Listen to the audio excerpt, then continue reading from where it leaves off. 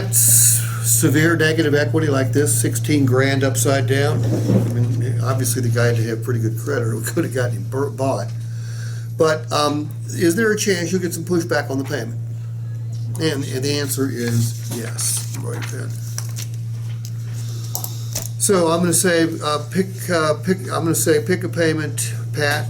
You're going to go. I'll do 0 down, but 1214 is too much. Okay. So action. Pick a payment, Pat.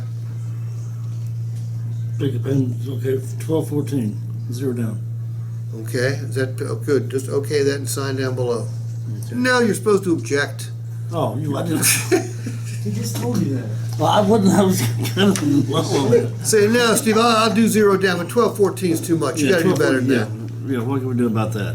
Okay, I tell you what. There's a couple things we can do about that, Pat. Other than the payment, though, everything else is cool. Nothing else stops you from taking delivery today. Correct? Correct. That's called isolation, right there.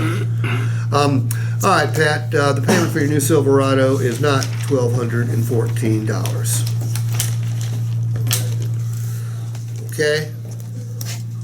But that begs the question, why am I showing you $1,214, right? I told you that we would pay off your vehicle, and you agreed that you wanted us to pay off the vehicle, right? All right, you have a phone on you? Yeah.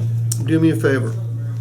Divide 16,000 by 73. Is it, what are we financing, 73,000? Oh, I'm sorry. 73, yes.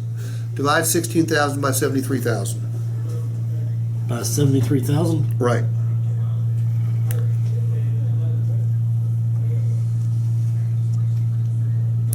%. Do you know what that 22% represents, Pat? No. That's the amount of the monthly payment that is going towards your trade-in. The $1,214 is not a payment for the new Silverado. The $1,214 is a payment for both of your vehicles. So take $1,214 and multiply it by 78%. 1214 divided by 78%. Multiplied by 78%.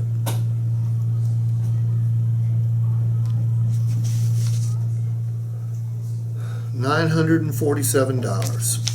That's the payment for your new Silverado. Now we can do this one of two ways. You tell me which way works best for you, okay? You can live with the $1,214 and not have to put down an additional penny. If you want the $947, you're going to have to put down an additional $16,000. Which one of those works best for you? 1214, obviously, because nobody has 16,000. Exactly. All right? Well, some of them do. But By the way, is this the truth? It is. This is mathematically correct. I find ourselves we get put in positions where we're trying to close somebody on a $947 a month vehicle at $1,214, and we don't offer up the customer an explanation. Is the fact this dude the fact that he's 16 grand hooked? Is it your fault, David? Is it your fault, Pat? No, it's not our fault. It's whoever sold him the Forerunner. It's their, well, it might have been you, David. It's a possibility. That's right. It's their fault for not showing the customer a better way to purchase the vehicle. A better way to purchase the vehicle, shorter term, longer, with more money down. Well, the issue or the problem that can crop up here is if you're not prepared to defend that trade value, that can throw a monkey wrench into things. Because the customer will say, well, gee, I tell you what, how about neither A or B works for me, why don't you add, $16,000 to the value of the trade? You will hear that, make no mistake. So you have to be able to be in a position to defend the trade value. How do we defend the trade value? By the way, what determines the value of a used vehicle? The market. The market. It is not Chad, it is not Jamie, it's not Ethan, it's not anybody here at the store. We decide, we put a final number on it based on its condition, but what determines the value of the trade? And you already answered the question, it is the market.